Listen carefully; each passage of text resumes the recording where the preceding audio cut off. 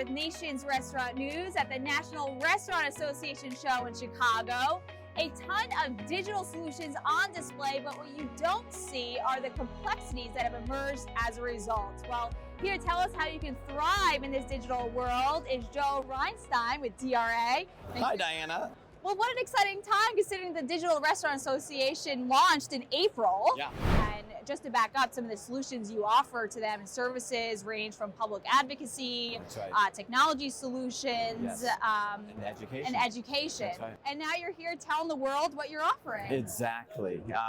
We, spent the last year basically quietly talking to restaurant owners and operators around the country, getting their input on their key challenges and pain points with today's digital world. And then we just recently launched about a month and a half ago, and now have hundreds of members and tens of thousands of member locations around the country, and have pending legislation in many cities and states. So there's this real need in the industry. The DRA has emerged at a sensitive time for the restaurant industry, a time when online orders average 30% of a restaurant's revenue. The DRA says that number could be higher if restaurants had more control over the customer experience when using third-party delivery platforms. Apps that now rule the industry as consumers look for a quick way to order. Reinstein compares the digitization to what we saw in the travel industry with Expedia. But the restaurant industry, he says, is more fragile and prone to a power struggle. That's because it's largely made up of small, independent restaurants. So part of our public policy advocacy initiatives are around leveling the playing field with fee transparency, just so that every party, customers, restaurants, drivers, everybody knows what all the fees are. In many cases, restaurants are paying huge fees to the third parties in order to just be on the platforms, and customers don't see those fees. The restaurants see them, and the restaurants eat those costs. So we're all about fairness and sustainability and profitability for all parties. So sometimes restaurants have slightly higher prices on the delivery platforms, but they get a lot of pressure from the third-party platforms to keep their fees, to keep their prices at parity.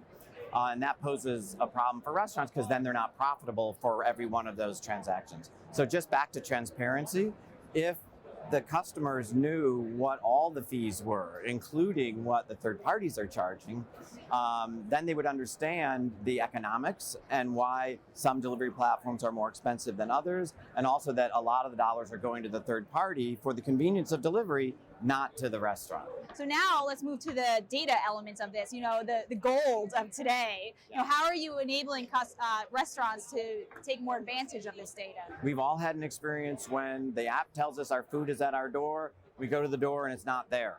It's at our neighbor's house. It's somewhere else, but we're very hangry. We don't have the food. Our first instinct is to call the restaurant, and the restaurant doesn't know who we are, because they don't have our customer information. We did see this week that one of the major tech delivery platforms has started to share some limited information.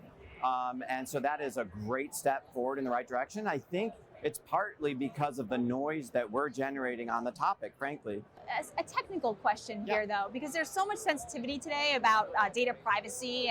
And so I'm wondering, is this just a simple change in terms of having the apps notify the customers that they're sharing data in this way, or is it something bigger? Actually, it's not an issue at all. I mean, we hear that a lot from the third parties, that this is a huge privacy concern, but actually restaurants are dealing with their customers' information every day. Every time you make a credit card transaction with a restaurant, they have all your information, and that's just part of every e-commerce transaction that we have in today's convenience-driven world.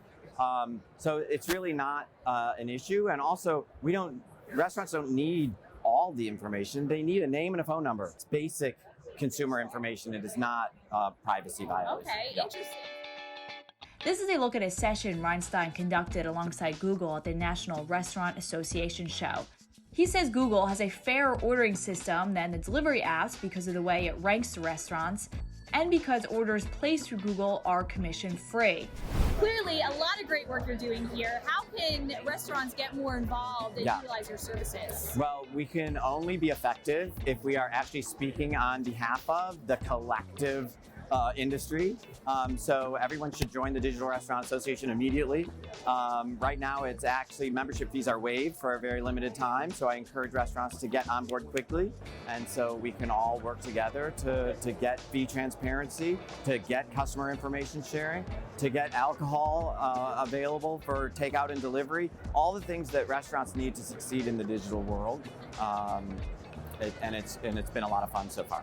Wow, well, I can't wait to see what happens next. A lot of hopefully exciting changes to come. Yes. So thanks so much for your time today. Diane, I really appreciate you stopping by, and it's great to meet you. For everyone at home, for more coverage from the National Restaurant Association show, be sure to check out Nation's Restaurant News at nrn.com.